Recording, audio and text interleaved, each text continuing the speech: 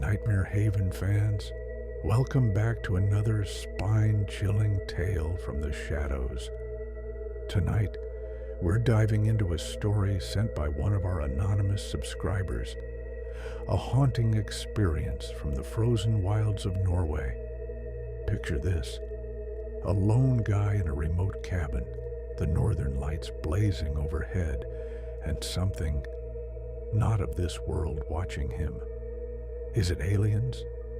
Creatures from another dimension? Or something far worse? Grab your blankets, because this one's gonna keep you up all night. Let's get started. Tromsø, Norway. Winter 2023. The Norwegian wilderness was a graveyard of snow and silence, broken only by the creak of Elias Hagen's cabin. At 25, Elias had traded Bergen's bustle for this isolated speck in Tromsø, seeking solitude after his brother's death in a climbing accident. The northern lights were his solace, their emerald and amethyst waves a nightly ritual. But tonight, they were no comfort. Visual: the cabin is a weathered husk, its timbers groaning under snow. Inside, Elias, gaunt with dark circles under his green eyes, sits by a crackling fire. The aurora outside pulses unnaturally, its colors shifting to violet and blood red, casting claw-like shadows through the windows. Elias clutched a chipped mug of coffee, his sketchbook open to a half-drawn aurora. His brother's last words, "Death's just a door, Elias," haunted him. He feared that door, its unknown weight crushing him. The cabin was his escape, but now it felt like a trap. The air grew heavy, charged with static. His battery-powered radio hissed, then emitted a low, oscillating drone like a heartbeat from the void. Elias frowned, adjusting the dial, but the drone intensified, joined by whispers, guttural, alien, crawling into his skull. Elias stepped onto the porch, the cold biting his skin. The aurora's light bathed the snow in a sickly glow, and the drone became a physical force, rattling his teeth. Then he saw it, a figure at the forest's edge, too tall, its limbs impossibly thin, its head featureless except for 6 glowing orbs, eyes pulsing in sync with the aurora. Elias's breath hitched. "What are you?" he whispered, his voice lost in the wind. The creature's head tilted, and a voice pierced his mind. "You gaze into the seam. You are not ready."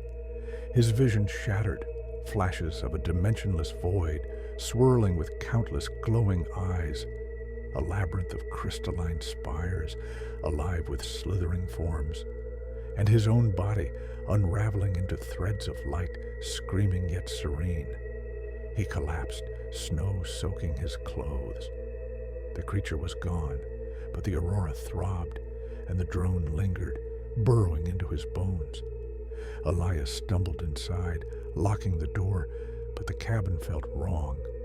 The walls shimmered, as if underwater, and his sketches bled violet ink, forming glyphs that pulsed like heartbeats. The second night. Elias sat sleepless, a shotgun across his lap, eyes bloodshot. The aurora returned, now streaked with black, like veins in the sky. The drone was louder, joined by scraping sounds outside, claws on wood, deliberate, circling. He peeked through the shutters and saw them. 4 creatures, their orb eyes blazing, their bodies flickering like static. They moved in unison, leaving trails of glowing ash that hissed in the snow.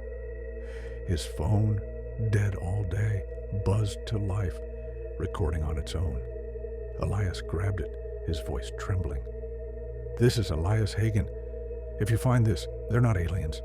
They're something older. The aurora's their gate."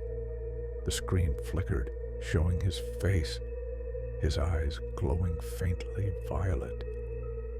The door shuddered, splintering. The creature's eyes pressed against the windows, their gaze burning his skin.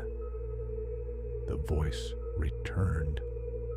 "You will see the truth." Elias's arm blistered, violet veins spreading, and his reflection in the window showed his face fracturing, new eyes sprouting on his cheeks. He fired the shotgun, the blast deafening, and the creatures dissolved into ash. The aurora dimmed, the drone faded, but Elias felt altered. His fear of death, once a suffocating chain, was unraveling. He'd glimpsed something infinite, and it called to him, the third night. Elias burned his belongings, ready to flee, but the aurora blazed again, its light flooding the cabin like a tidal wave. The air shimmered, and a figure materialized. His brother, or a mockery of him, with violet eyes and a smile that stretched too wide, revealing a maw of writhing tendrils. "Elias," it crooned, its voice 1,000 voices. "The seam is open. Death is nothing. Join us."